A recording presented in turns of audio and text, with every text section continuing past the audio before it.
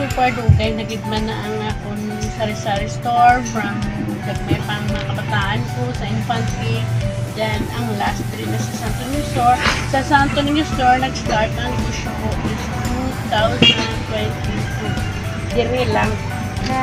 Ano mo nga handong sa inyo?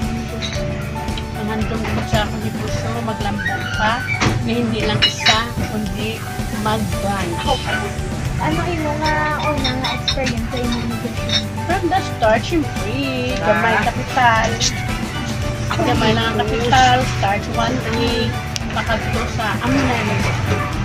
Paano ka nakalabot sa mga Sa akin, panikama. Paninguha. Paninguha nga wala ko gusto ko. Mo down man, babangon pa rin. greatest achievement? Greatest achievement sa akong negosyo. Naging success. Nakapa-eskwela ako sa akong mga anak. Naka-support ako sa akong college, sa akong senior high, elementary. Nakapakaon ko sa akong pamilya. Ano ang imo nga greatest challenge? Every day is a challenge. Every day is a challenge. Taga-aga, challenge ko na na. Siyempre, mabangon ko para sa paninguha every day.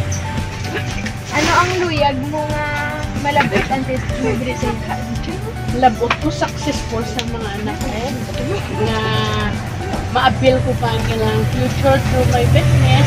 Nakapa-eskwela, support sila na ma-appeal ko man someday ang success.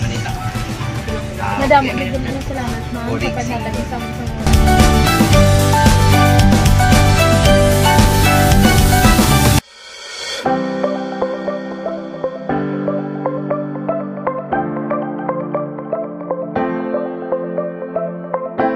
Sir, anong imo nga prior experience sa imo nga business, sir? So, nakabulig pa lang sa kumugulang, baligyan sa akin.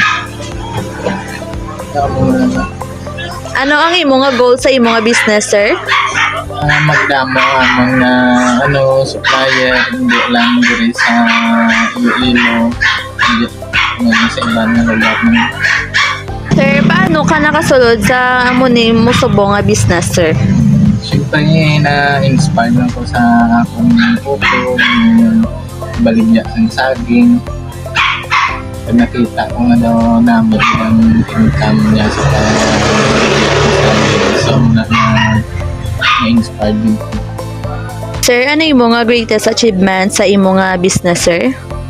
Sa mga business na siyempre damo na kami napundat, halimbawa ng balay, motor, tricycle. Next, sir, ano naman ang imo nga greatest challenges sa imo nga business subong?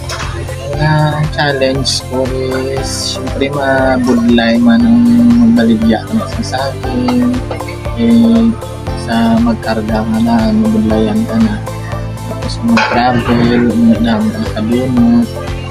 Sir, ano naman yung imo nga gusto ma-achieve before ka mag-retire sa imo nga business? Tamo naman ko na savings sa pagbaligya ng saging. So gusto ko nga makatindog na ko sa balay ko para sa ulihi.